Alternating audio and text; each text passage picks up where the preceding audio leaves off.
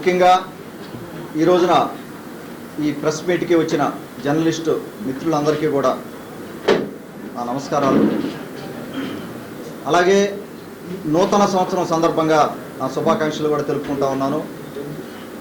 2025ని సక్సెస్ఫుల్గా కంప్లీట్ చేసుకొని 26లోకి అడుగెడుతున్నాం.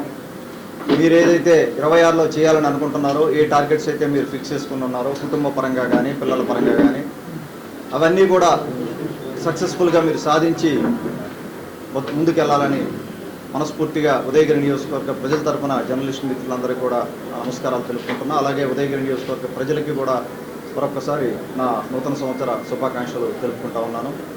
అలాగే ప్రెస్ మీట్కి వచ్చిన మా నాయకులకి అందరికీ కూడా నా నమస్కారాలు. ముఖ్యంగా ఈ ప్రెస్ మీట్ పెట్టడానికి రీజను రీసెంట్గా నా మీద వచ్చిన ఆరోపణ, దాని మీద వివరణ ఇవ్వడానికి పెట్టడం జరిగింది.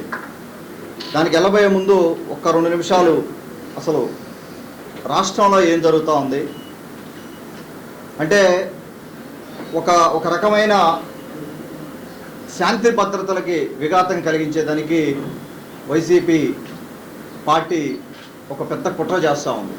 మీరందరూ గమనించే ఉంటారు, 18 నెలలుగా యూట్యూబర్లని అలాగే ఇన్ఫ్లుయెన్సర్స్ని రాష్ట్రమంతా యాక్టివేట్ చేసి కొత్త మందిని దించి ఈ రంగంలోకి వాళ్ళ పబ్బం గడుపుకోవడానికి ఉన్నవి లేని ఉన్నట్టు ప్రచారం చేసి తెలుగుదేశం పార్టీ ప్రభుత్వాన్ని అలాగే ఎమ్మెల్యేలని పెద్ద నాయకుల్ని ఇబ్బంది పెట్టే పరిస్థితి, ఇబ్బంది పెట్టాలన్న ఉద్దేశం దీంట్లో స్పష్టంగా కనపడతా ఉంది. దానికి ఎగ్జాంపుల్స్గా మీరు చూశారు, ఈ మధ్య లక్ష్మీ నరసింహస్వామి, సింహాచలంలోని లక్ష్మీ నరసింహస్వామి దేవస్థానంలో అక్కడ ప్రసాదంలో నత్తిని వేసి, బతికున్న నత్తిని వేసి దాన్ని ఒక ఇష్యూ క్రియేట్ చేయడానికి చూశారు. దాని వెనకాల మొత్తం ఎవరెవరు ఉన్నారు ఏందనేది గౌరవ దేవాదాయ శాఖ మంత్రి శ్రీ ఆనం రామనారాయణ రెడ్డి గారు విచారణ చేస్తే మొత్తం కూడా బయటపడింది. కంప్లీట్గా ఈ వైసీపీ బ్యాచ్ దాని వెనకాల. ఇది ఏమి సునకానందమో నాకైతే అర్థం అవ్వట్లేదు. రాజకీయాలు గౌరవంగా చేసుకోవాలి, ఒకరినొకరు ఎదుర్కోవాలంటే ప్రజా సమస్యల పట్ల, ప్రజా సమస్యల పక్కన ప్రతిపక్షం పోరాడాలి. కానీ ఈ రకంగా ఇటువంటి యూట్యూబర్లని టెక్నాలజీ వాడుకొని, ఉన్న టెక్నాలజీ వాడుకొని యూట్యూబర్ని క్రియేట్ చేసి రకరకాలుగా ఈ రంగా చేయడం అనేది అది ఎంతవరకు సమంజసం అనేది వాళ్ళ వివక్షగా వదిలేస్తూ ఉన్నాను. అలాగే మొన్న ఇప్పుడు సోమిరెడ్డి గారు ప్రెస్ మీట్ ఇచ్చారు. వారి నియోజకవర్గంలో కూడా చూసాం, డబ్బులు ఇచ్చి ఒక 5 బాటిల్ కొనిపించి ఆ విధంగా అదొకటి దుష్ప్రచారం చేయడం. ఉదయగిరి నియోజకవర్గంలో ఒకసారి ఇట్నే డబ్బులు ఇచ్చి ఒక చోట వైన్ షాప్లో కూడా కొనిపించడం జరిగింది. ఇవన్నీ చూస్తే ఒకసారి ఎవరెవరో యూట్యూబ్ ఛానల్స్ ఎక్కడెక్కడోళ్ళు, అంటే బయట నుంచి, ఆంధ్ర రాష్ట్రం నుంచి కాకుండా బయట రాష్ట్రాల నుంచి యూట్యూబ్ ఛానల్స్ పెట్టుకొని పెద్ద నేతల్ని, మా నాయకుల్ని, కూటమి పెద్ద నాయకులను కూడా ఎవరిని వదిలే పరిస్థితి లేదు. దిక్కుమాలిన పరిస్థితి, ఎవరిని వదలట్లేదు. ఏది పడితే అది రాసి కొన్ని వందల వీడియోలు నెగిటివ్గా రిలీజ్ చేసి టెక్నాలజీ చేతిలో ఉంది కదా, కానీ ఒక రకమైన బౌండరీ లేదు, ఒక రకమైన వెరిఫికేషన్ లేదు. ఏది పడితే అది వన్ సైడ్ రాసేయడం అనేది అలవాటు అయిపోయింది. 18 నెలలుగా నేను అబ్జర్వ్ చేస్తాను, మీడియా మిత్రులుగా మీకు తెలుసు. కానీ మీకు నేను చేసే విన్నపం ఏంటంటే, కంప్లీట్గా ఒక వాల్యుబుల్ జర్నలిజాన్ని, మీడియాని కలుషితం చేయడానికి వీటి వల్ల ప్రయత్నం చేస్తున్నారనేది దయచేసి మీరు గమనించండి.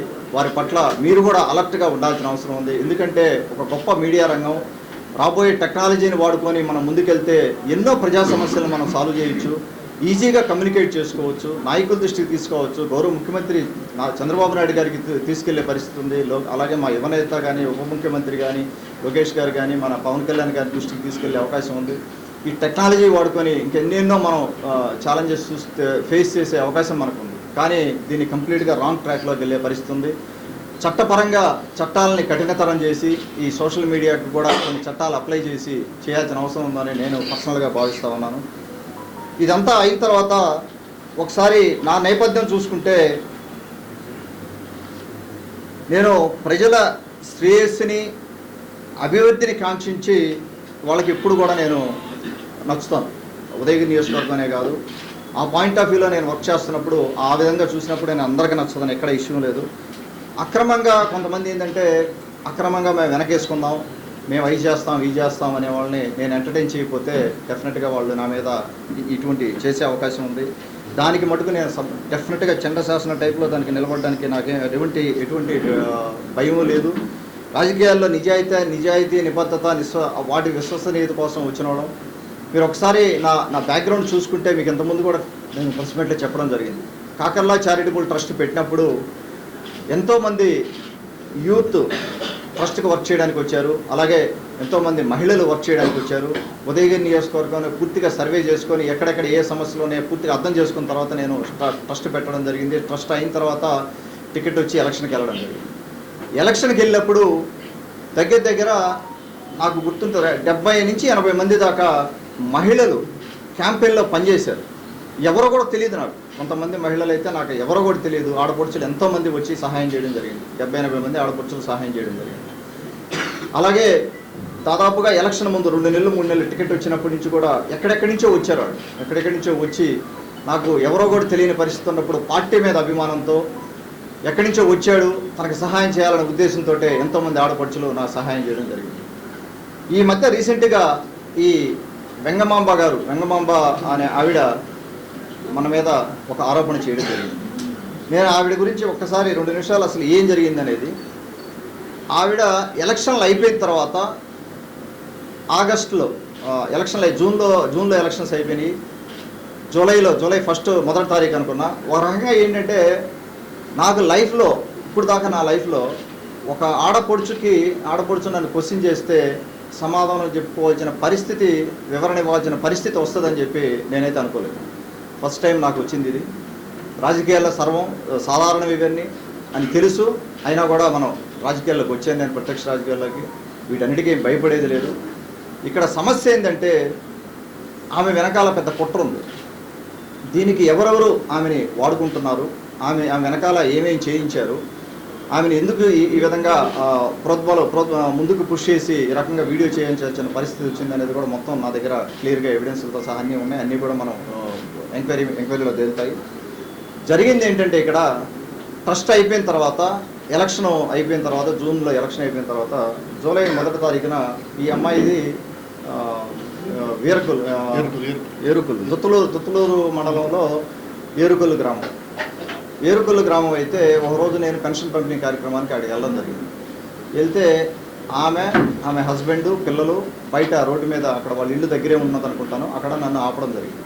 ఆపి నేను 4 మాటలు మాట్లాడాలనుకుంటున్నాను సార్, మీ గురించి విన్నాను.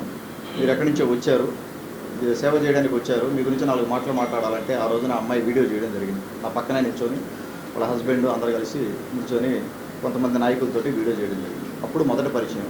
వారే నా నెంబర్ తీసుకోవడం జరిగింది. నేను ఎవరి నెంబర్లు నేను తీసుకోను. ఏదైనా ఉద్యోగం కావాలని వచ్చినప్పుడు మన స్టాఫ్కి చెప్తాను, వాళ్ళ నెంబర్లు తీసుకొని రాసి పెట్టండి, పొటెన్షియల్ ఎంప్లాయ్మెంట్ అని రాసి పెట్టండి, ఏదైనా ఉద్యోగం వచ్చినప్పుడు చెప్తామండి. సో ఆ రకంగా ఆ అమ్మాయి ఆ రోజున పరిచయం అవ్వడం జరిగింది. పరిచయం అయిన తర్వాత నేను వితిన్ 1 వీక్లో అనుకుంటా మా దగ్గర మానస గారని చెప్పి అంతకుముందు క్యాంపెయిన్లో వర్క్ చేసేవాళ్ళు ఆవిడ. ఆ మానస గారికి నేను చెప్పడం జరిగింది, ఈ విధంగా ఒక అమ్మాయి ఇంట్రెస్ట్ ఉందమ్మా, ఆమె వర్క్ చేయాలనుకుంటుంది, మన టీంకి పనిచేయాలనుకుంటుంది, ఆమె ఏదైనా సహాయం చేయగలిగితే సహాయం తీసుకోండి అని చెప్పి నేను మానస గారికి చెప్పడం జరిగింది. మానస గారు ఆమెతోటి కమ్యూనికేషన్ మొదలెట్టారు.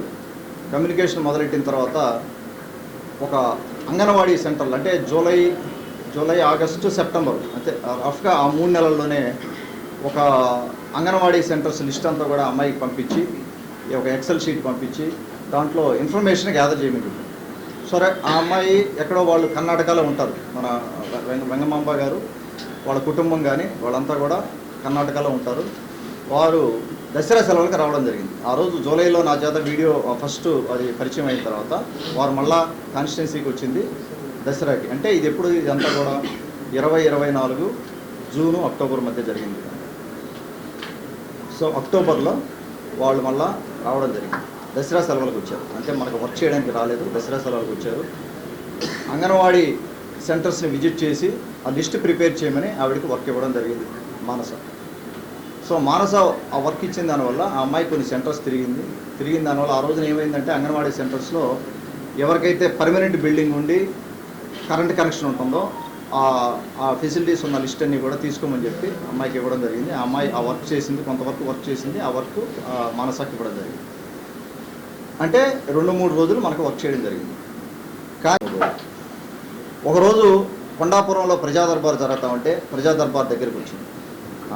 ప్రజా దర్బార్ దగ్గరికి వచ్చినప్పుడు మా వైఫ్ కూడా ఉంది, ప్రవీణ వైఫ్ ఉంటే వైఫ్ తోటి ఇంటరాక్ట్ అయింది. ఇంటరాక్ట్ అయిన తర్వాత ఆ రోజున ఆ అమ్మాయి కారు ఎక్కిన మాట వాస్తవం. మా వైఫ్ కూడా ఉన్నది ఆ రోజు, వెనకాల కారులో కూర్చున్నది.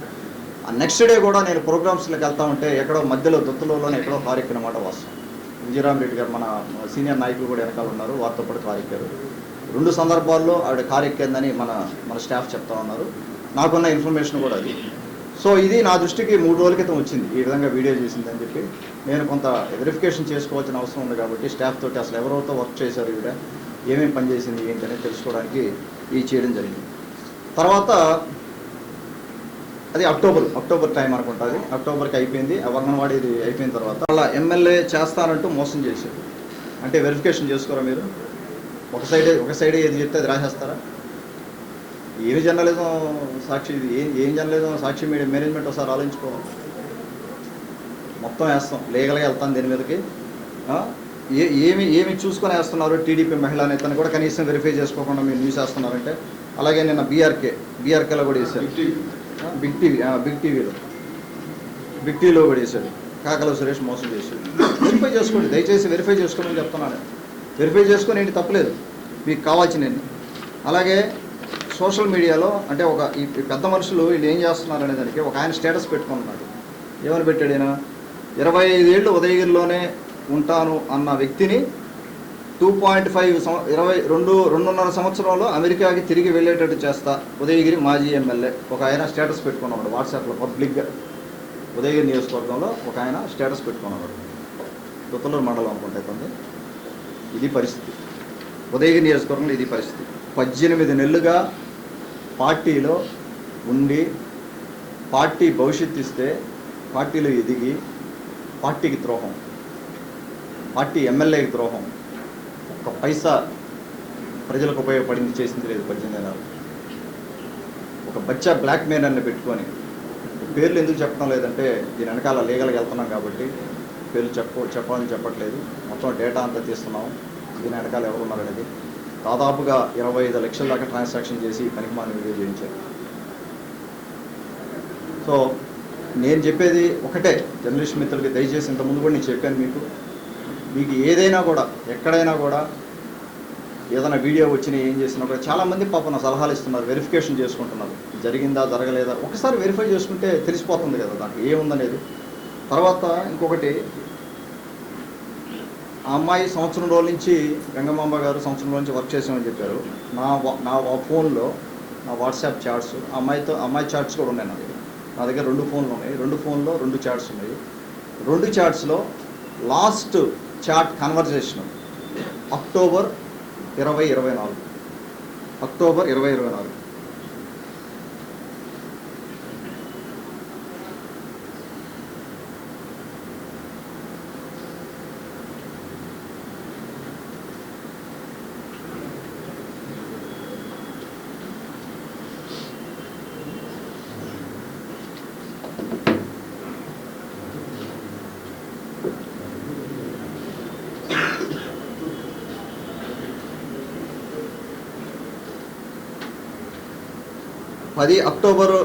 12 2024 వాట్సాప్ చాటు 28 మెసేజ్లు, అన్రీడ్ మెసేజెస్. ఇది ఎందుకు నేను చాట్ ఓపెన్ చేయలేదంటే నాకు లీగల్గా కావాలి.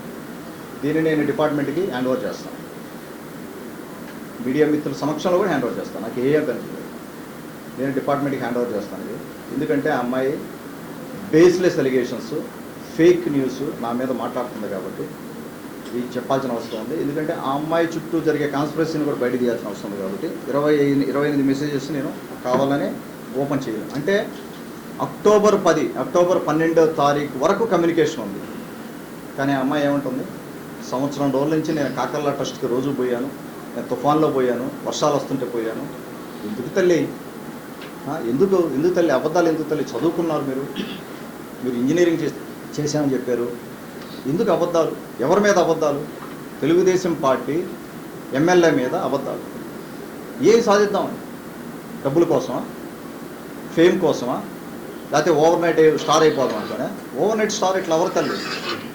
ఓవర్ నైట్ స్టార్లు ఇలా ఎవరెవరు ఇలా అయినట్టు కూడా చరిత్ర లేదు ఎక్కడ కూడా. ఆలోచించుకో తల్లి, నీకు కూడా చెప్తా ఉన్నా నేను ఈ ప్రెస్ మీట్ సమక్షంలో. ఏం ఆశించి మీరు చేస్తున్నారనేది ఒకసారి ఆలోచించుకోమని ఆవిడ కూడా చెప్తా ఉన్నాను. మీ చుట్టూ దొరికే కాన్స్పిరసీని కూడా మీరు గమనించుకోవాల్సిన అవసరం ఉంది. మీకు తెలిసి చేస్తున్నారా తెలియ చేయట్లేదు నాకు తెలియదు. నేను వాట్సాప్ మెసేజ్ అక్టోబర్ 10లో నేను నాకు అప్పుడు దాకా కమ్యూనికేషన్ చాట్ ఉంది, తర్వాత నేను ఓపెన్ చేయలేదు అని చెప్పాను. ఎందుకు చెప్పడం జరిగిందంటే, హోటల్లో ఉంటానని చెప్పాను నేను విజయవాడలో. హోటల్లో ఉన్నప్పుడు ఈ బచ్చా బ్యాక్మెయిలరు ఇంకొక ఇద్దరు ఆ వెంగమాంబ గారిని హోటల్ లాబీకి తీసుకొచ్చారు. హోటల్ లాబీకి తీసుకొచ్చి వీడియోలు చేయడానికి ప్రయత్నం చేశారు.